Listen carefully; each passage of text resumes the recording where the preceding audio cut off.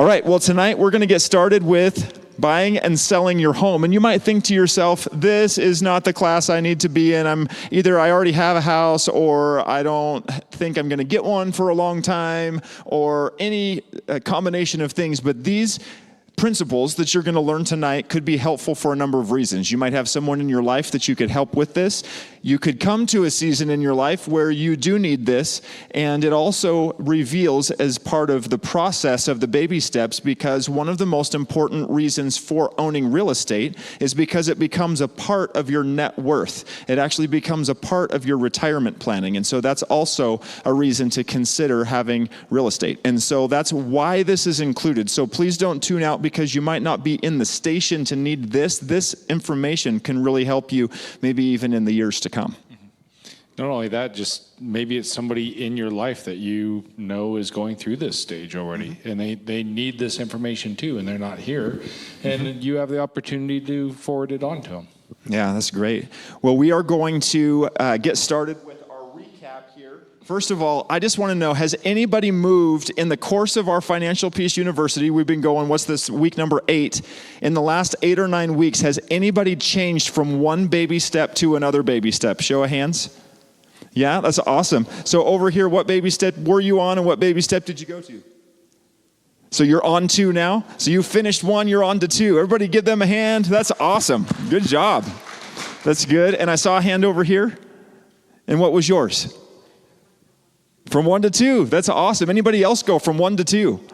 That's cool. Good job, you guys. Another round of applause. I'm excited about that. That's really cool. Did anybody go from 2 to 3? Anybody already maybe in 3 and then going into 4? So that's all right. It's just cool to celebrate those baby step progress. In fact, and we'll give you the final number next week, but we are almost at $119,000 paid off in debt by this class since we started. Yeah. Whoa. And so I'm so proud of you. That is a big, big deal. That's incredible. Mm-hmm. And so let's talk about the budget really quick, because we're coming up on the next budget cycle. Some of you are going to get, what's today, the 11th, which reminds me, today is September 11th. It is. Commemorating 23 years ago, 9/11. It's amazing. And I appreciate Sean and his daughter. They came prepared tonight. Could you turn around and show everybody your shirt? Isn't that cool? It's amazing. We're thankful for our beautiful nation, and we grieve with those who grieve, and we rejoice with those who rejoice, and we're thankful for this great nation that we live in. And so September 11th, we've got 4 days left before some of you get paid. Some of you on that odd every 2-week schedule might get paid tomorrow night or Friday. And so it's time to do the budget. Again, you got to make sure that you're doing this thing regularly, touching base with it, making sure that it's up to date. Always checking in on it. It's not set in stone just because you did it at the beginning of the month. We need to be always looking at it. That's awesome. And so is there any of you that are finding that budgeting is becoming a little bit easier in 8-9 weeks now? Kind of getting into that routine. Anybody found that it's still hard? All right. What are some of the things that are kind of still tripping you up? Anything starting to jump out that you're noticing is kind of a consistent trip? There's no shame. We've all dealt with it, so just call something out. Anybody at all? Unexpected expenses that come out of cash. Yeah, so something that you didn't know was coming, and all of a sudden it came. Yeah.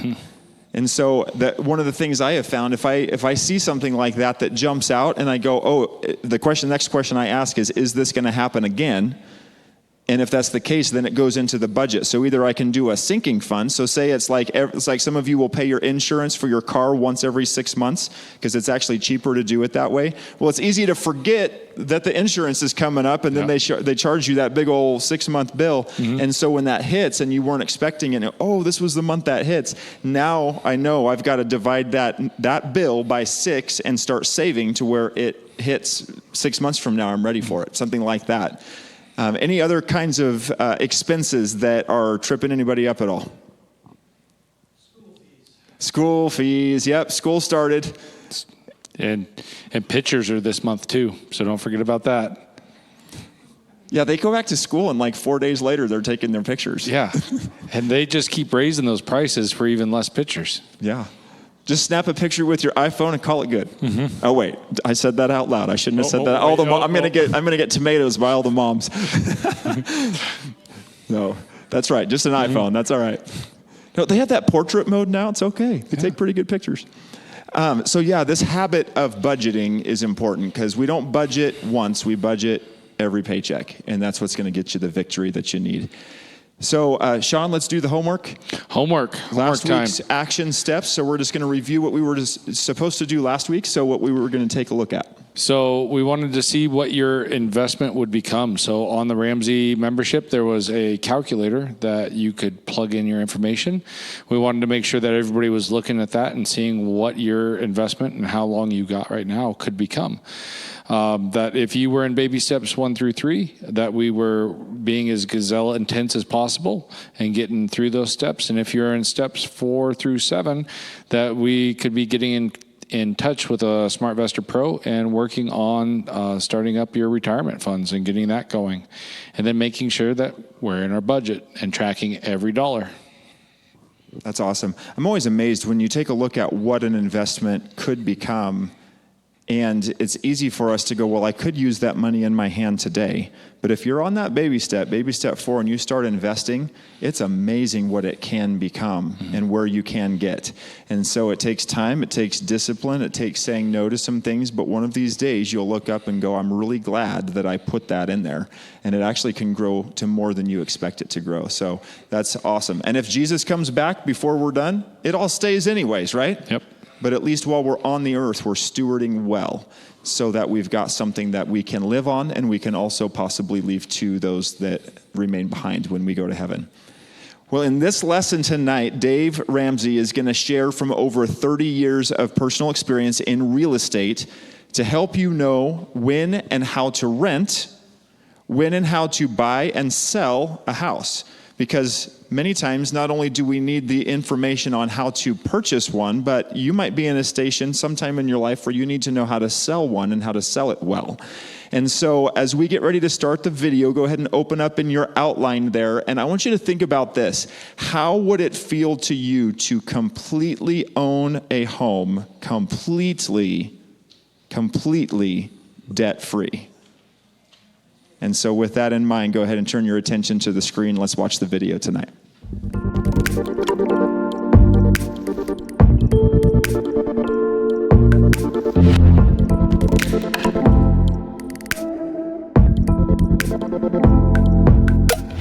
All right, so lots of information in there. One of the things that I wanted to point out before we do we have an exercise, then we're going to do some discussion questions, but is this whole idea of PMI, or private mortgage insurance. And I was actually understanding this earlier, and this year it actually is something that you probably really need to pay attention to if you have a mortgage, is that private mortgage insurance is something that you are required to have on your mortgage if you owe more on it. That it's an 80-20. So if you've got 20% equity, you can get rid of the PMI. Within the last couple of years, house prices have really accelerated. So some of you might be in that range, but your mortgage company may not have taken the PMI off of your payment. And so check that out, because you might be able to save a couple $100 a month that's going to an insurance thing that you no longer need but didn't automatically come off of your mortgage. And so check that out. That would be worth checking out, because that money could be used on a different baby step or to pay extra on the house principal rather than on the private mortgage insurance. And something else that he mentions about the VA loans being have a funding fee and stuff like that. What he doesn't say is if you have a disability rating from the VA, those funding fees are waived. So it's something that if you are a disabled veteran, those funding fees are waived, and it becomes a very viable option for a mortgage. That's awesome. All right, so let's go ahead and do our exercise here. And so at the end of your packet, you're going to find our activity. And so you might have learned a couple of things you've never heard before about mortgages, maybe some things that you wish you knew a long time ago. And so I want to dig into a case study to see what kind of impact the right mortgage can have on your finances long term. And this is an activity that's going to compare a 15-year fixed rate with a 30-year fixed rate. And so we're going to look at, it says, buy a home the right way. Drew and Amy and Charles and Misty each put 20% down on a $225,000 home at a 4% annual interest rate. And so one of them chooses the 30-year, one of them chooses the 15-year.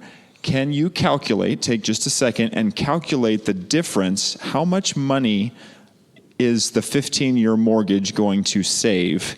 And let's see, which one was 15? So it's Drew and Amy did the 30, and Charles and Misty did the 15. Let's take a look and see how much money Charles and Misty saved. You might have to use your smartphone calculator, or maybe some of you that's good with mental math, you can figure that out. So take about 25 seconds and see if you can figure out the difference there between those two mortgage final balances that have been paid. So the house itself, $225,000. The 30-year monthly payment, $859 a month. And then the 15-year was $1,331. After 30 years, the one was $309 and $364, and the 15-year was $239,658. So how much interest, or how much money, was saved between the two? Anybody got a number? So it's around $70,000 difference. That's a substantial amount of money. Yeah, that's a very big chunk. And that's just the difference in the amount of years that you finance your house for. And so the trade-off, what would the trade-off be, Sean, if you're going to do a 15-year mortgage for the same payment? For the same payment, for the same value house, you're going to make a larger monthly payment, but it's not a double. It's kind of crazy the way the math works there is you see their monthly payment for the 30 is $859, but it's not $1,700 a month for a 15-year. So it's only $1,300. So if you can't afford the $1,300, then what's the trade-off? Well, you're going to pay way more in the end. But so the trade-off is going to be you're going to have to buy less house. There you go. And so, or pay more down. Exactly. More down. And so, but the thing is what happens is, and Dave calls it house fever, not Dave fever, house fever, in that we look at this house and we go, what can I possibly do to afford that house? And then it winds up being way more house than we can afford. So living modestly helps us to be able to get out of debt so that we're able to use the finances to build our wealth building plan, which is cool. And one thing he says a lot is when people overbuy a house, he calls them house poor. I mean, he says that all the time. So you got to make sure that you're under that 25%. So you can't be spending more than a quarter of your income on your housing. Otherwise, you've bought way too much house. And it only works when it works. When emergencies hit, now all of a sudden, the house is eating up what you could be using to survive if you go through a difficult season. So that is a big deal. So based on this example, would you rather be Drew and Amy or Charles and Misty? Charles and Misty, they got an extra $70,000 that they didn't send to pay on their mortgage. That's a big deal. They're also 15 years quicker to getting to baby step 7. So imagine investing that house payment, which in their case was $1,331. Imagine how much that would turn into if they invested that house payment for the 15 years they're not paying a house payment. So that's the trade-off. Yeah. That's the opportunity cost. It's a big deal. So Charles and Misty will save more money than Drew and Amy, and they'll pay off their home at 15 years sooner. So how does this make you feel about your current or future mortgage situation? So some of you might look at that and go, oh, yikes. Maybe I have too much house. Or maybe you're looking at it and saying, oh, yikes, I need to change what kind of a down payment I'm saving for because maybe you haven't got your house yet. So these are the types of things that help us to make a good quality decision when it comes to the mortgages that we're looking at. All right, so we're going to take a couple of minutes. We're going to look at our discussion questions. So hopefully you're around a couple of people, and we'll just take a couple of minutes per question here. And so, Sean, go ahead and read our first discussion question, and then we'll take 2 minutes. So our first one is, when you picture your dream home, what do you see? What parts of your home stand out, and why are they important to you? So this is that that dream. You got to have a goal, that end goal, that dream, something to push for. So what do you guys see as your dream home, and what's really important about it? And so it can be more than just features of the home. What does it feel like? What is memories do you want it to be attached to? And who knows, maybe you're already in your dream home. So what makes it your dream home? So take a couple of minutes and talk amongst yourselves about that, and then we'll move on to discussion question number 2.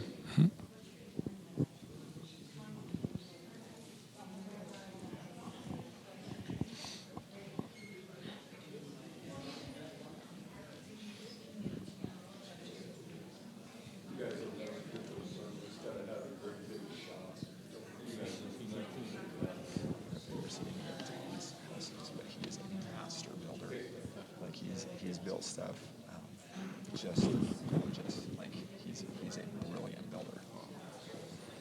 So we'll talk about homes. That is really cool because he's actually got this pray over each project that finishes us around, and so much of it is just his own creativity. And it's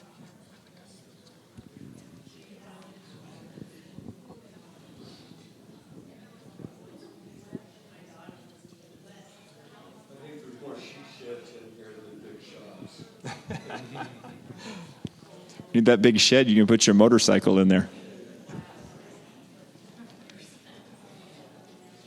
So Sean, what kind of emotions do you connect with your dream home, whether it's the one you live in or the one that you want someday?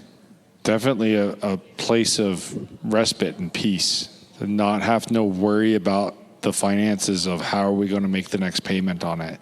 So no matter what it looks like on the outside, I want to be able to just go and say, that's mine, it's done, it's paid for. And, this will be a blessing as an inheritance to my kids. Yeah. I think about laughter, walking through the door and just people are happy and they're laughing. And again, it doesn't matter how big it is. It just matters that it's a place that you call home. And so when it is a burden, even the laughter is strained, so it's like, no, I want that to be a place of peace. Yeah. So I love that. Well, let's go ahead and move on to question number 2. So based on what you've learned from Dave tonight, how do you know if you have too much house?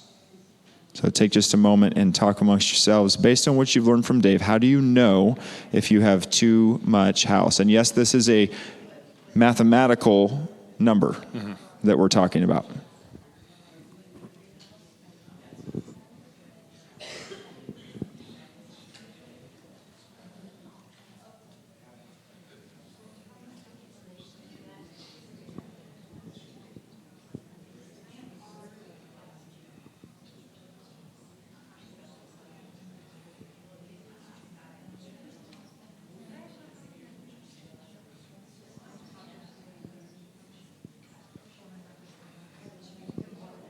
All right, so Sean, what's the answer? It would be if it is more than 25% of your income that you're making a payment for. So, and that includes what? That includes all your escrow and everything else. So your property tax, your homeowner's insurance, and PMI, and all the payments, the whole payment going towards that piece of real estate. So in your estimation, what do you normally base that on? Is that going to be on your gross or your take home?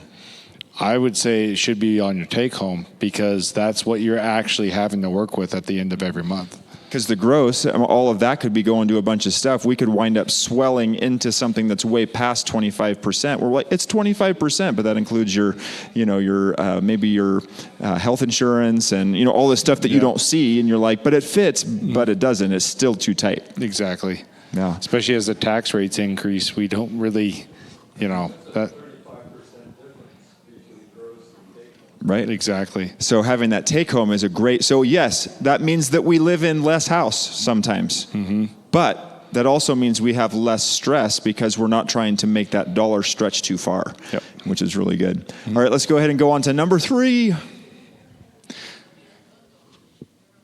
So based on your answer to the last question, do you need to make any adjustment to your housing situation? If so, what?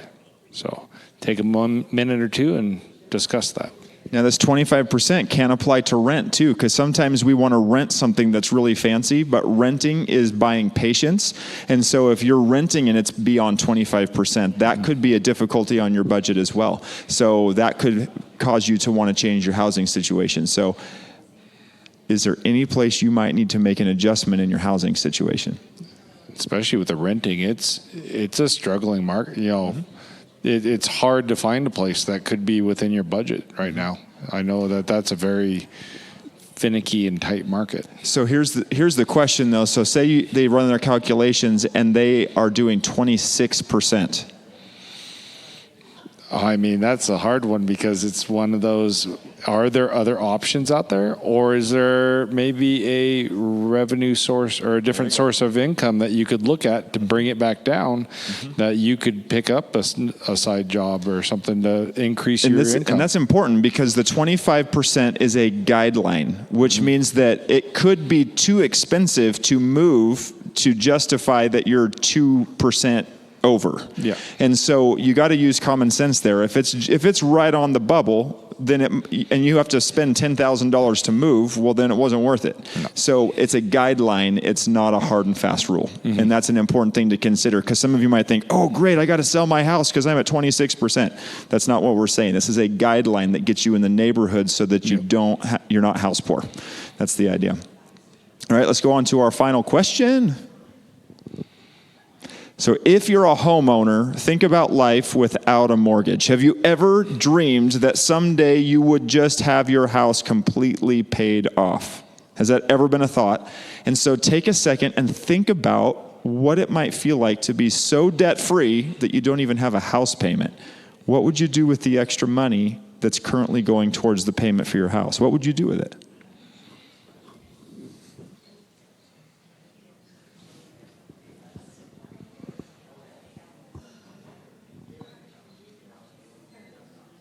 If you're anything like me, that's hard to dream about. It is. It's almost like, no, in our culture, you're always going to have a house payment. What if you didn't? Well, and then I think it was a week or two ago, we were discussing, I had just reviewed my escrow accounts and stuff for our mortgage, and they're getting bigger than the actual principal interest payments. And I'm like, but that part of it never goes away. I will always have homeowners and property tax that I'll have to pay. And it's like, so the little part that I'll get back once it's paid off is so small by the end of it, it's like, but you but have such a a unique situation though, Sean. Yeah, I do. I have a very unique situation. Which is pretty cool. But I think this is one of the ideas about Financial Peace University. I hope that you're sensing this, is that financial peace comes in having a plan, and it also comes in having a vision that gives you some hope. Because finances a lot of times feels like this weighty thing on our shoulders, this monster that we're always going to have crawling down our back. And to sit here just for a few minutes and actually dream about what could life look like without that debt? What could we do? How could we give? Where could we go? What things could we do? All of a sudden, there is this life that comes back in because you don't feel like you're under the weight of bondage to the debt. And that's the whole idea. It gives you some hope. And the Bible says that hope deferred makes the heart sick, but when desire comes, it is the tree of life. And so there's something about that discipline to say, one of these days, we're not going to have a mortgage payment. Yep. Yay. Hey, and if Jesus comes back between now and then, it stays anyway, right? So we're going to steward it. It's really good. Well, let's go ahead and go on to our action steps. We're going to get ready to close out. We're almost done. And so, Sean, homework guy, drum roll, please. Here it comes. So Sean's more going to give homework us for our this action month? steps. Here we go. For this next week, we're going to see how fast you could pay off your home. Use a Ramsey mortgage calculator if you need to. So that's another one of these wonderful assets that come with your Ramsey membership. We can get on there and we can play with the numbers. And this is just a fun calculator to sit there and, well, I got an extra $50 here I could add in, or maybe I can make a lump payment, once a year, that kind of stuff, and see how fast we could knock that mortgage off. Our next one. So if we're thinking of owning a home, calculate how much house you could afford and set some goals to save your down payment. So this is what we're calling our baby step 3B. So once we get the first 1,000 starter emergency fund. We're working on the debt snowball, and then we're done with that. So now we're done with our fully funded emergency fund. This is where in the steps, we're going to start saving for a down payment. So because we're already really gazelle intense with our saving, this is the point. Before we start our retirement accounts, before we start doing all the others, 4, 5, and 6, well, 6, we don't have a mortgage yet because we're looking at saving a down payment. So right here at 3B is where we add in the whole, we're going to save up for our down payment. And then next, we're going to schedule a budget committee meeting. Payday is coming. Like we were talking about earlier, for those that get a mid-month payment, there we go. And plus, this is something we need to be in there doing weekly. Like we've been talking about, the budget is not solid. So it is something that's fluid and changes. And as bills come in and everything like that, we need to always be checking back and making sure that we're following it, adjusting where stuff needs to go and everything like that. So there is your guys' homework for this week. Awesome. So hopefully you learned something tonight. Again, for some of you, this is not where you are in the baby steps, but hopefully it's information that is helpful. And just excited that we've got this information to be able to have going forward in the future. Remember to check your PMI also. Some of you might be able to knock that PMI off, which will save you a couple $100. Yeah. I just wanted to point out that some companies will let you get off your PMI if you met that percentage. At your own cost out of pocket. Yeah. So just be aware of that. Yeah, that's really good. And but not all of them are required to take it off just because you hit that marker. So you've got to watch the value of your property. And for instance, in some cases, that might be $200, $300, $400 a month that you can get knocked off of your payment. But like she said, you might have to do an appraisal on your house. It might, it might not break even for a year. But imagine if you've got 7 more years to go, you just saved yourself a couple $100 a month that can go to another part of the baby steps. Exactly. Which is cool. Thank you for pointing that out. I appreciate that. All right, well, we're going to close. I'm going to ask Sean if he'd close us in prayer, and then we're going to go home. It's going to be a great rest of our weekend. Awesome. So, Father, we just come before you tonight, and we ask that all this wisdom just sinks in. That we come to you with an open heart and open mind, and this wisdom sinks in, whether it's for us right now in this moment, for a moment later to come, or for somebody else within us. That we all make it home safely tonight, that everybody is just at peace and in love with you, Lord. And just thank you for everything that you do. Amen. And don't forget to come. Next week is our last class, and we're going to do a celebration. So you want to be here if you're at home. We want you to be here in person. It's going to be a blast. Have a great night, everybody.